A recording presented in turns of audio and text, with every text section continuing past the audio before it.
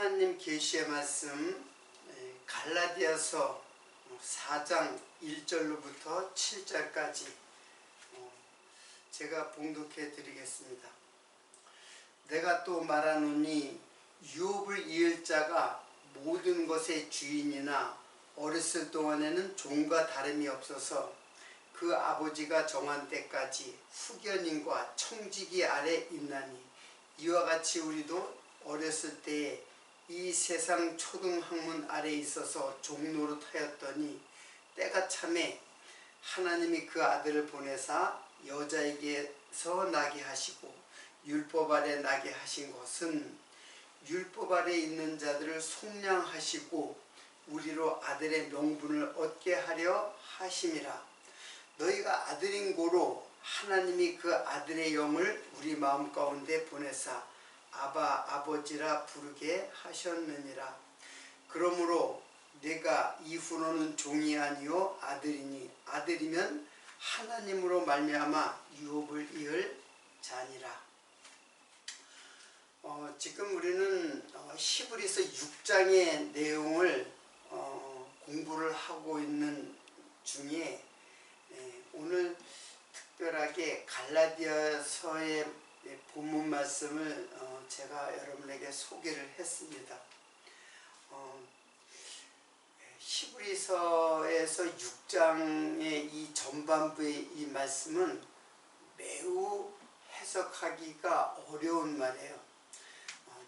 그 말 자체가 어려운 게 아니라 우리말로 번역된 이 말씀을 그대로 읽어가다 보면은 잘못된 신앙으로 이해를 하기가 매우 쉬워요. 그렇기 때문에 이 말씀을 바르게 해석하는 일은 우리의 그 신앙, 즉 잘못된 교리로 이끌어가기 때문에 우리의 신앙이 삐뚤어질 가능성이 있어요. 그래서 그냥 거의 이 말씀을 그대로 읽다 보면은 행위적 신앙으로 갈 가능성이 굉장히 짙은 말씀입니다. 그러나 바르게 이 말씀을 이해하면 우리를 바른 믿음으로, 참된 믿음으로 인도할 귀중한 말씀이기도 한 것입니다. 그래서 이 부분을 아주 세심하고 폭넓게 그리고 심도 있게 공부를 하려고 오늘은 갈라디아서 4장의 말씀을 제가 여러분에게 봉독을 했습니다. 자, 여기에 지금 초등학문이라는 말이 나와요.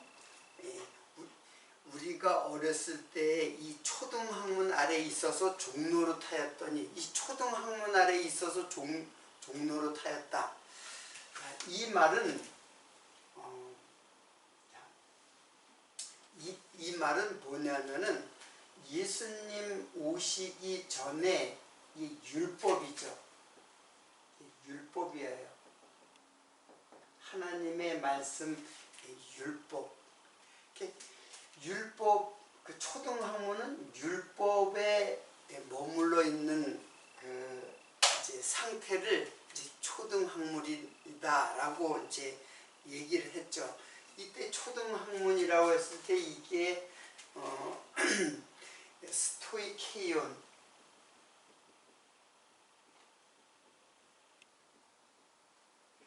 지금 히브리서를 설명하다 지난주에 스토이케이온에 대해서 그 히브리서는 초보라고 했죠. 그 아르케 스토이케이온 이렇게 했는데 갈라디아서의 그 초등학문이 바로 스토이케이온이에요. 그래서 이 말이 다른데 어떻게 쓰였는가를 살펴보다가 갈라디아서의 이 부분을 보니까는 이 부분이 히브리서를 해석하기에 매우 유익한 설명하는 말씀이에요. 그래서 초등학문이다. 그리고 그 히브리서의 초보다 같은 단어를 사용하고 있어요. 근데 이 초등학문이라는 이 세상의 초등학문 안에 있었다. 근데 이게 종로릇하였다라고 해요. 자, 때가 참에 종로릇하였더니 때가 참에 하나님이 그 아들을 보내사 여자에게 나게 하시고 율법 아래 나게 하신 것은, 자, 율법 아래 있다라고 하는 것은 바로 그 종로릇한다라는 말하고 이제 연결이 되는 거죠. 우리를 속량하시려고 우리로 아들의 명분을 얻게 하려 하심이라. 자, 그러니까 율법 아래 있다는 것이 바로 초보 아래 있다는 것이고, 이제 요거는 히브리에서 번역된 것이고, 갈라디아서는 이것이 초등학문이라고 이제 이렇게 번역이 된 거예요. 이게 이제 스토이케이온이라는 말인데, 이게 이제 율법 아래 예수님을 보내신 것은, 이것은 여자에게 나게 하시고, 그러니까 율법 아래 나게 하셨다라는 것이 육체로 오셨다라는 것을 설명하는 말이에요. 그래서 이게 이제 율법 아래 나신 분을 소개하는 거예요. 그리고 이것은 율법의 종로로 타는 이거는 예수 그리스도고, 요거는 율법의 종로로 타는 나예요. 이게 이제 율법이 우리를 이렇게 율법 아래 이렇게 가두게 하신 거예요. 그러니까 예수님은 나를 구원하기 위해서, 나를 속량하기 위해서 율법 아래 있는 종로로 타는 나를 구속하기 위하여 율법 아래 있는 자를 속량하시고 우리를 아들의 명분으로, 즉 여기에서 이끌어서 아들의 명분으로, 그러니까 이거는 이제 예수 그리스도죠. 예수 그리스도를 낳게 해서 예수 그리스도의 영을 갖다가 우리에게 보내주셔서 아들의 명분.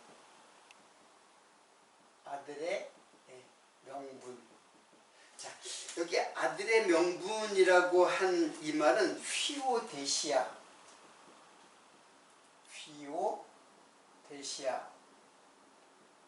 이런 뜻이에요. 이거는, 요 말은 뭐냐면 입양한다라는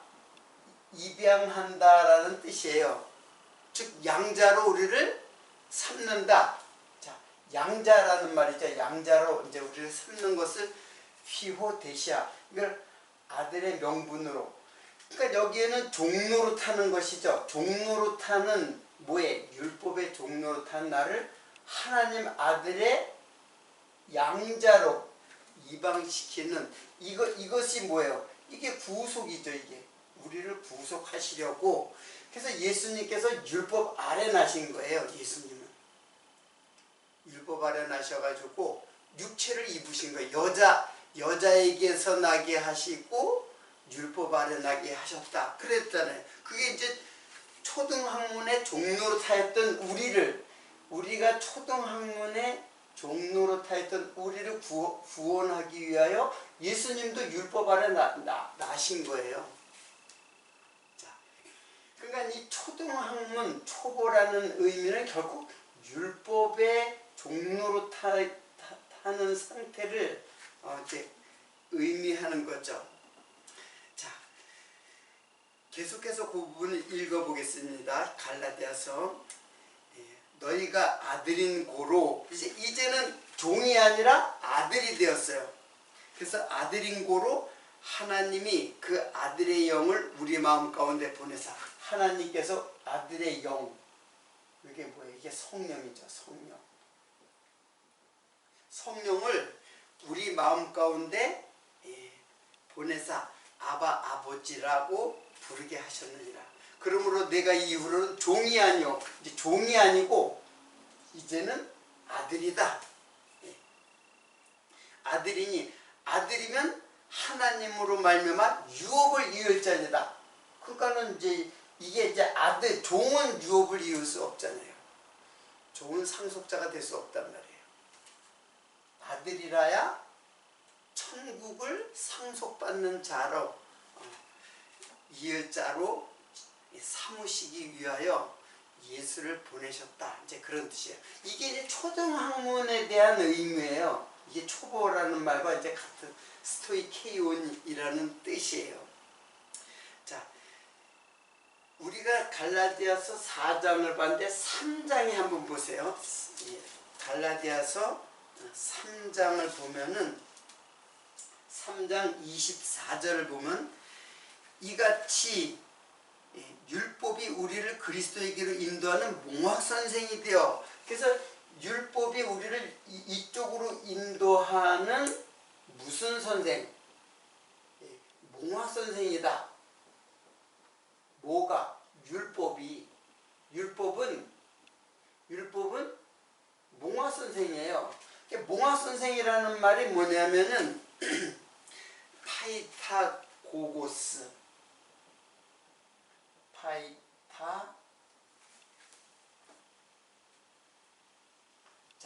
몽학선생이라는 말은 파이타고고스. 그 파이타고고스가 뭐냐면 몽학선생인데 이게 초등교사예요. 초등교사. 자, 우리는 여기 초등학문이다, 초등교사다 이런 말을 들으면은 국민학교 선생님이다 이렇게 이해를 하기가 쉬운데, 국민학교, 중학교, 고등학교 그런 등급으로서의 초등이 아니에요. 이거는 율법 아래 속해 있는 그 율법이 바로 몽학선생이다 그런 거예요. 그러니까 몽학선생은 어떤 자냐면은 그 어떤 자녀를 성장하기까지 가르치는 선생, 노예 선생이에요. 노예 선생. 성장할 때까지만 가르쳐요. 어린아이를 다 가르쳐야 되잖아. 어린아이들은 행동하는 거나 예의범절이나 모든 거를 다 가르치는데, 그때 율법이 바로 그런 선생이다. 그런 역할을 하는 선생이다. 이게 이제 몽학선생이에요. 근데 몽학선생은 여기까지, 이제 언제까지? 예수님의 오시기까지 몽학선생이에요. 이제는 몽학선생 아래 있지 않고 이제는 성령이 가르치는 거예요. 이제는 여기까지는 그 율법 아래 있는 것은 다 종 노릇하는 상태이고 어린아이인 상태이고 몽학선생의 지도 아래 있는 상태예요. 여기서 끝나면 안 된다라는 것이 바로 히브리서 1장 1절로부터 3절까지의 내용이에요. 그래서 이것을 다시 닦지 마라. 이 율법의 그 교훈을 다시 닦지 마라는 거예요. 이거 버리라고 하는 거예요.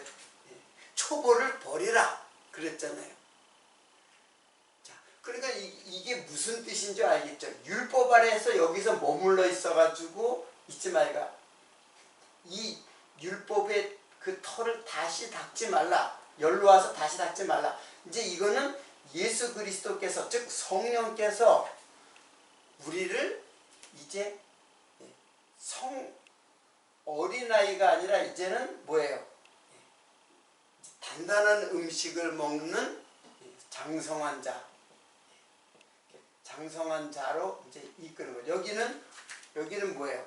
이게 어린아이. 어린아이에서 이제 장성한 자. 그게 이제 율법의 종에서 아들로 신분이 바뀌어지는 거예요. 신분이 바뀌어지는 건 사실은 아니죠. 율법 아래 종로릇하는 거죠.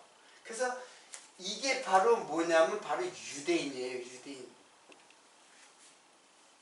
유대인들은 율법만 이제 따르고 율법만 섬기고 율법대로 살아가는 자들이 유대인이에요. 그건 아직까지 너희들이 초등학문에 속해 있는 자다. 그리고 아직까지 몽화 선생의 지도만을 받는 자다. 근데 예수님 오시기까지는 그랬지만 이제 예수님이 오셨으니까는 이제는 너희들이 이제 성령의 교육을 받아야 된다. 성령께서 너희를 가르치게 되면 그때는 이제 단단한 음식을 먹는 장성한 자가 되고, 그리고 아들의 명분을 얻게 돼요. 즉 양자로 입양이 되는 거예요. 자, 이게 지금 히브리서 처음에 한 말의 뜻이에요. 그래서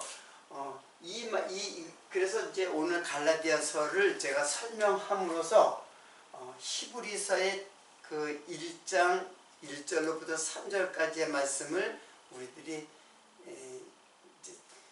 그 뜻을 잘 이해하기 위해서 갈라디아서를 이제 살펴본 것입니다. 그러니까 버려야 할 것과 닦지 말아야 될 것, 즉 이 초등학문에 속하는 이런 것들을 버려야 되고, 이거 다시 그걸 닦으면 안 돼. 예수님이 오셨는데도 또 다시 율법을 다시 닦으면 안 된다. 이게 히브리서가 지금 주장하고 있는 그 말씀의 그 진행 방향이에요. 그러니까 닦지 말아야 할 것을 보니까 이런 것들이에요. 자, 이것이 이제 히브리서로 다시 돌아가겠습니다. 히브리서 이제 6장을 보니까는 이제 이 말씀을 이해하고 6장 1절부터 3절까지 다시 봉독해 드리겠습니다. 그러므로 우리가 그리스도 도의 초보를 버리고 죽은 행실을 회개함과, 죽은 행실 회개함을 어떻게 해요? 버려야 될 거예요. 이걸 이렇게 닦지 말라는 거예요. 자, 그리고 하나님에 대한 신앙과, 자, 이것도 버리라는 얘기예요. 그러니까 이제 이해하기 힘들다. 자세히 보세요. 제 말이 어떤 의미인가. 이거 버리라고 한 거지 이렇게 죽은 행실을 회개하라 라는 게 아니에요. 이런 죽은 행실을 회개하는 것을 버리라, 그런 뜻이에요. 그리고 하나님에 대한 신앙도 버리라. 그러니까는 그냥 읽어나가면 이 말 뜻을 이해하기가 어려워요. 우선 문맥적으로도 이해하기가 어려워요. 이거를 죽은 행실을 회개하라는 것이냐? 그런 게 아니고 죽은 행실 회개함을 버리라고 하는 거예요. 이거 자체를 버리라는 거예요.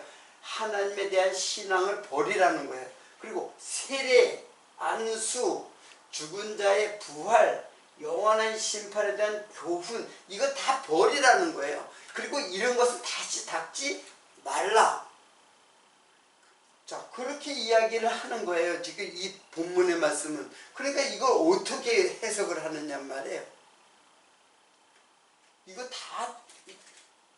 우리가 따라야 할 것 아니에요? 따라야 할 것인데 지금 히브리서 기자는 이걸 다 버리라고 하는 거예요. 다. 이 말은 이 모두가 뭐에 속했다는 뜻이에요. 이게 다. 율법 아래, 율법에 속했다는 뜻이에요. 이게 다 율법에 속한 교훈이에요. 한마디로 율법에 속한 교훈인데 이거 다시 닦지 말라, 그런 뜻입니다. 자, 그러면 이게 율법에 진짜 속한 것인가를 이제는 설명해야죠. 이게 진짜 이제 어려운 내용들이죠. 자, 그러면 그래서 오늘 본문 말씀을 통해서 그 헬라어의 그 단어를 하나하나 살펴보면서 이 말씀들을 이제 공부를 하도록 하겠습니다. 이거 다 이게 뭐냐면 율법에 속한 가르침이에요. 율법에 속한 가르침, 교훈, 그런 뜻이에요. 자, 그러면은 자, 조금 더 이게 율법에 속한 것을 이제 버리다 그랬죠. 이게 버리다. 율법에 속한 것을 버리다 할 때 속한 것을 버리라 이렇게 했잖아요. 근데 이 버리다라는 말이 무슨 말이냐면 아피엠이에요. 아피엠이. 이 말은 보내다,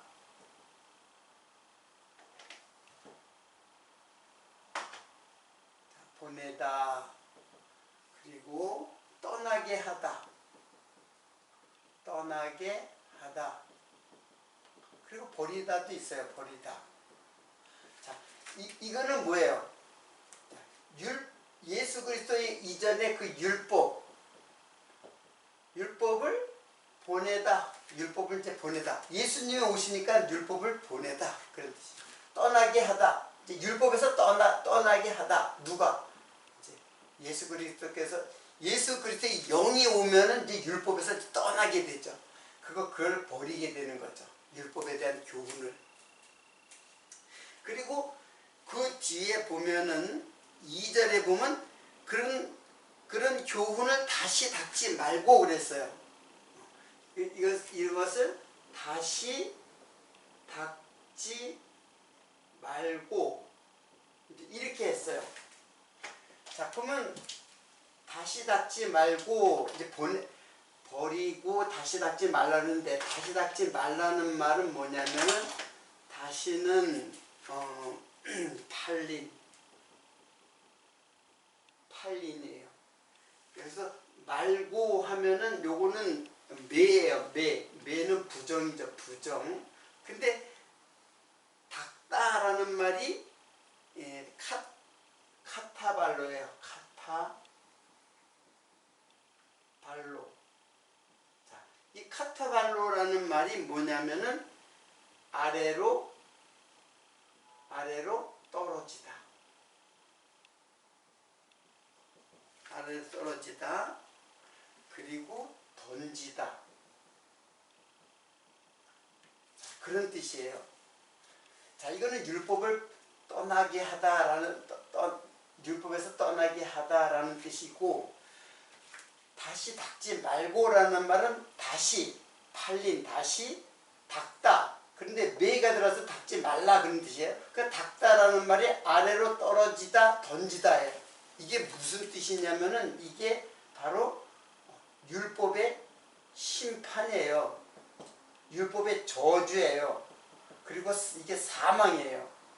이런 터를 다시 닦지 말라 그러는데 이 아래로 떨어지지 말라는 거예요. 이런 심판과 저주의 사망 속으로 떨어지지 말고 다시. 구약에는 그렇게 했었잖아요. 그런 행위로 신앙생활 했잖아요. 제사를 드리고. 여기 스토이케이온이라는 구약의 원리, 구성 원리는 제사를 드리고 차례대로 이제 구약적 개념이죠. 구약적 개념으로 가는 거. 그런 거 다시 닦지 말라. 이제 그런 뜻이에요. 이제 그런 뜻이 거기에 있는 것이에요. 그러니까 이게 뭐냐면은 다시 이렇게 설명을 하면은 율법은 스토이케이온이라는 거는 성전의 순서적이고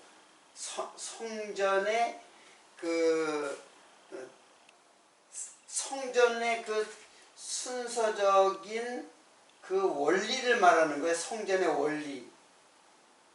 그 성전의 원리는 이거는 이제 율법을 상징하는 거죠. 율법을 상징하는 율법을 상징하는 율법적인 것.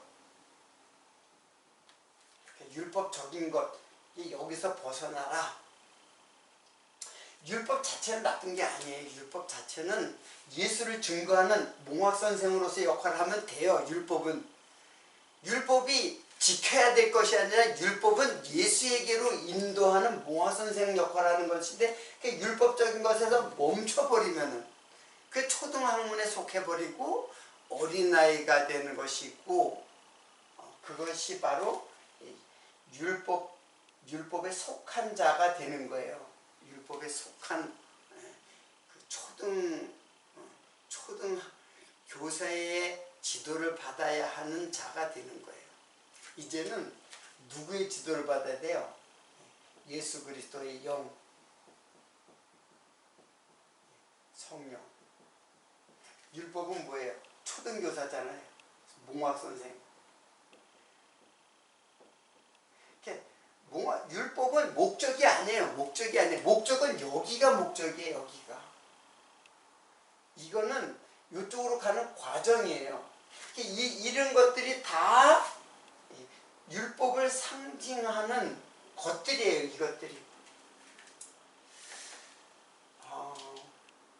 자, 이제 그만 이 내용은 이제 충분히 이해를 하겠죠. 그러면 율법을 버려야 할 그 율법적인 것을 버려야 할 것을 한번 하나하나 살펴보겠습니다.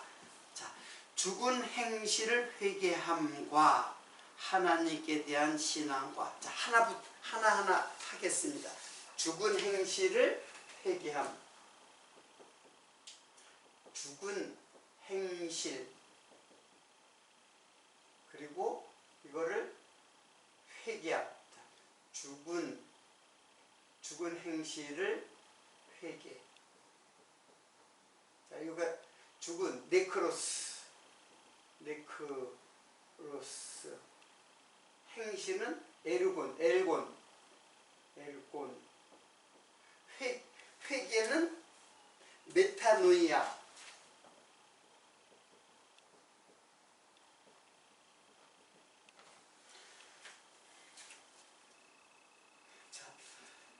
여러분들 이 말을 어떻게 이해하기 쉽냐면 그냥 쭉 읽다 보면은 그냥 아무 생각도 없이 읽으면은 죽은 행실을 회개해야 되겠구나 이렇게 생각을 해요.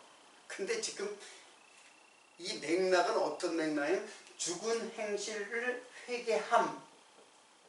회개함을 버려야 한다. 그런 뜻이에요. 도대체 이걸 어떻게 이해를 해야 되는 거예요?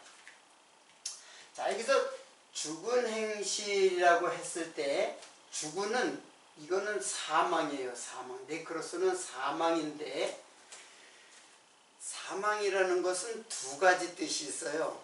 그래서 사망에는 네크로스가 있고 네크로스 그리고 다나토스가 있어요. 다나토스. 자, 이거는 영원한 사망이에요.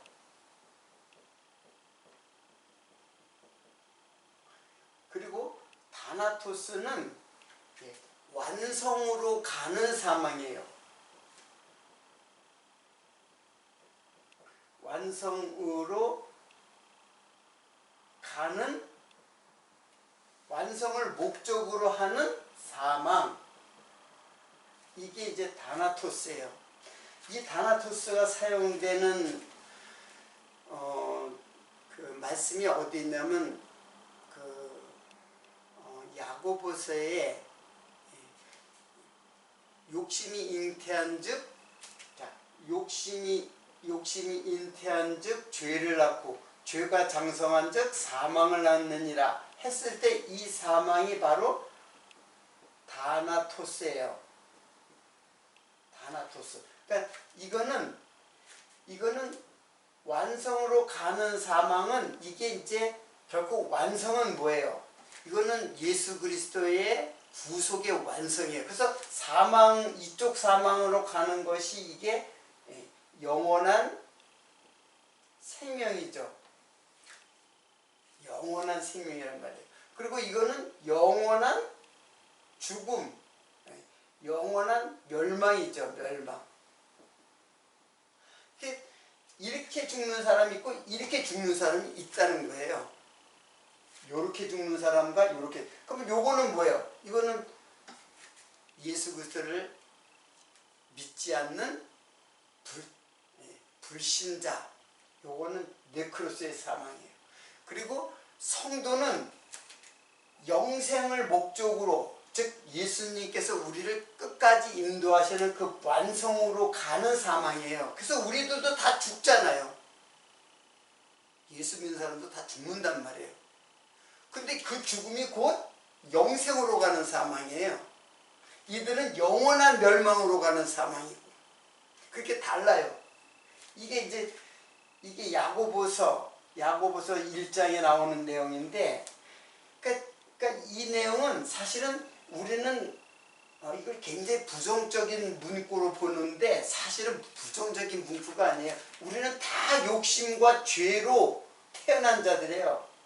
그래서 야고보서는 무엇을 말하냐면 바로 우리가 이것 때문에 죽는데 그것 때문에 우리들이 영원한 생명으로 간다는 것을 전후 맥락을 통해서 예수를 증거하는 거예요.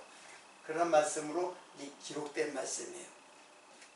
자, 일단은 죽음이라는 것이 그런 거라는 것을 알고, 여기서는 네크로스, 이 영원한 멸망이죠. 저주와 이게 뭐예요? 저주와 심판이죠. 심판에 대한 멸망, 저주와 심판에 대한 죽음. 그 죽은 행실, 요게 행실이라는 말이 뭐냐면은 엘곤이라는 말이 이게 일이에요. 일. 수고라고도 해요. 수고. 땀 흘려 수고하는 거. 이게 뭐냐면 바로 행위예요. 행위. 에르고는 이제 행위를 말하는 거예요. 그래서 영원한 사망으로 가는 행위를 회개함. 자, 그러면 회개는 뭐야? 회개는 메타노이아.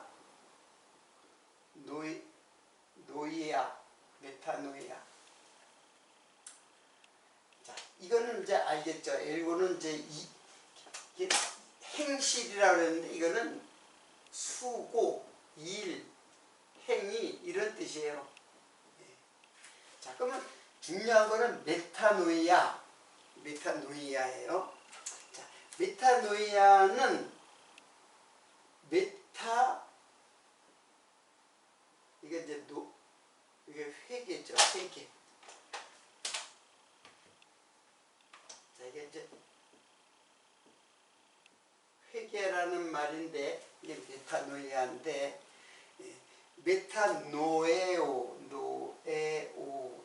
노에오에서 유래한 말이에요.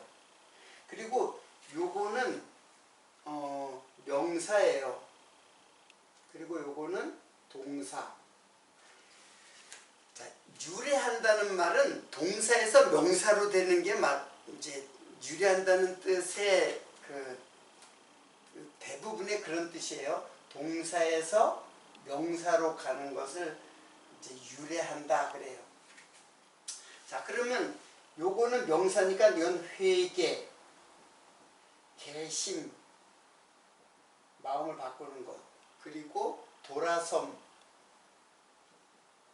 그런 명사예요. 그리고 메타노에오는 요거는 무슨 뜻이냐면 마음을 바꾸다예요.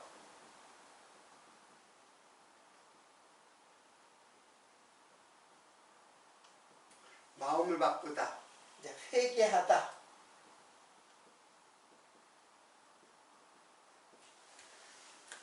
자, 그러면 죽은 행실을 회개함이라는 거는 이 죽은 행실이 지금 죽은 행실은 지금 구약의 율법에 속하는 것이거든요. 이제 너희들이 그 죽은 행실, 양을 잡아가지고 제사를 드린다거나 율법을 지킨다거나 그런 것들은 다 죽은 행실에 속하는 것이다. 이렇게 돌아서야 되는데 이들이 구약의 유대인들은 어떻게 그것을 회개를 하냐면 제사를 드림으로써 회개가 된다고 마음을 돌이킨다고 생각해요. 그러니까 유대인들의 회개는 행위예요. 행위. 그래서 행위가 즉 그 율법을 지키는 행위로 회개를 하는 거예요. 이게 돌이킨다는 뜻이거든요. 근데 실제로 이 회개는 마음을 바꾸는 일이에요. 행위를 바꾸는 게 아니라 마음을 바꾸는 거예요. 그래서 유대인들의 그 행위를 보면은 범죄죠. 하나님께 범죄예요. 그러면은 하나님께서 하나님의 진노가 임해요. 그렇죠. 구약의 그 사건을 보면은 그렇잖아요. 그래서 하나님의 진노가 임하면 또 기도를 해요. 이제 광야에서 모세가 대표적으로 기도를 하죠. 하나님, 이 백성을 다 죽이시렵니까? 하나님은 원망하고 막 그렇게 하니까는 연병이 막 해가지고 죽고, 또는 고라다손이 땅이 꺼져 죽고 불뱀이 물려 죽고, 그럴 때마다 모세의 기도가 있어요. 모세의 기도. 그러면 하나님이 진노를 어떻게 해요? 용서를 해주죠. 멈춰요. 그러다 보면 또 시간이 지나면 또 범죄해요. 이스라엘 백성들이 범죄해요. 그럼 범죄하면 또다시 하나님의 진노가 임해요. 또다시 하나님의 진노가 되고, 또 모세가 또 기도하고 또 용서받고. 자, 이러한 이 죄의 고리가 계속 반복되는 거예요. 이게 행위예요. 이 죄가 계속 반복되는 행위를 이스라엘 백성들이 구약에 계속해서 이렇게 해왔던 거예요. 이 고리를 끊는 거예요. 이 고리를 끊는 거. 그래서 너희들이 행위를 바꾸는 것이 아니라 뭘 바꿔야 돼요? 마음을 바꿔야 돼요. 마음을. 그 마음을 자꾸 바꿔서 회개를 하죠. 이스라엘 백성들이. 이렇게 하니까는, 예를 들어서 바벨론을 포로로 잡혀갔어요. 이스라엘이 다 망하고, 그리고 성전이 불타고, 그래서 이스라엘 백성들이 바벨론으로 끌려가가지고 많이 회개를 해요. 근데 그 회개는 뭐냐면, 율법을 범하면 안 되겠구나, 율법을 지켜야 되겠구나, 이렇게 회개하는 거예요. 그래서 성전이 이제 돌아와가지고 나라를 회복한다면 성전을 재건하죠. 왜? 제사를 바르게 드리려고. 그게 구약이에요. 이게 잘못됐다는 게 아니라 이게 구약의 개념이에요. 구약은 행위를 갖다가 돌이키는 거예요. 행위를 자꾸 이렇게 하면 안 되겠구나. 그래서 바르게 행위에 살아야 되겠구나. 바르게 행위해야 되겠구나. 이런 행위를 바꾸는 거, 이게 유대인들의 구약적 회개함이에요.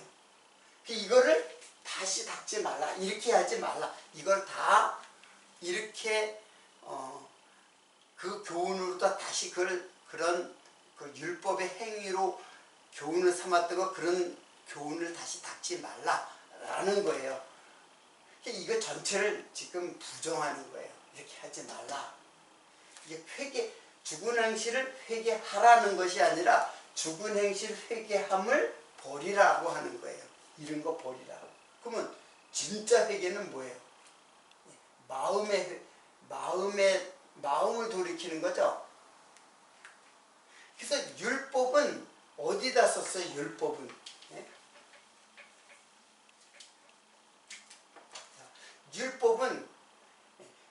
율법은 돌에다 썼잖아요. 돌비.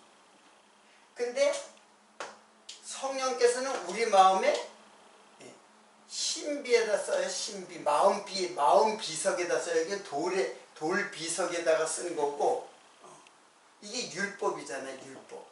근데 성령께서 오셔가지고는 마음비에다 새겨요. 그래서 이거를 돌이키는 게 아니라 이거를 돌이켜야 돼요. 이건 누가 해야 돼요? 암만 내가 돌이키고 행동을 바르게 하려고 해도 안 돼요. 그거는 안 돼요. 성령이 오셔야 돼요. 성령이 우리를 갖다가 단번에 이걸 다 이뤄버려요. 완성을 시켜버려요. 그래서 회개는, 이 회개라는 이거는 일생에 단 한 번이에요. 회개하고 또 범죄하고 또 회개하고 그러는 게 아니에요. 회개는 세상을 향하던 우리를 예수 그리스도에게 이끌어 돌이키는 성령의 사역이에요. 내가 하는 게 아니에요. 회개는 성령이 나를 돌이키게 하는 거예요. 그래서 한 번 회개가 이루어진다면은 이제는 그래도 또 죄를 짓죠. 성도들이 또 죄를 짓잖아요. 그 죄는 이미 용서를 받은 죄예요. 그래서 그 죄는 나는 그런 자로구나 하는 것을 깨닫게 하는 그런 죄예요. 죄는 또 그 죄 때문에 내가 심판을 받고 저주를 받는 일은 없어요. 그러니까 그 행위는 점점 어떻게 해요? 죽어가는 거죠. 육체의 소욕. 육체의 소욕이에요. 이거는 점점 죽어가는 거예요. 그리고 성령의 소욕. 이거는 점점 증가하는 것이고. 그래서 죄가 점점 사라지는 거예요. 이렇게. 단 한 번의 회개를 통해서. 그래서 바울은 나는 날마다 죽노라. 그건 뭐예요? 날마다 죄를 짓는다는 뜻이기도 한 거거든요. 근데 날마다 그 죄가 점점 죽어간다는 거예요. 그리고 성령의 소욕은 날마다 새로워지는 거예요. 이게 바울의 그 신앙을 향한 논리 전개예요.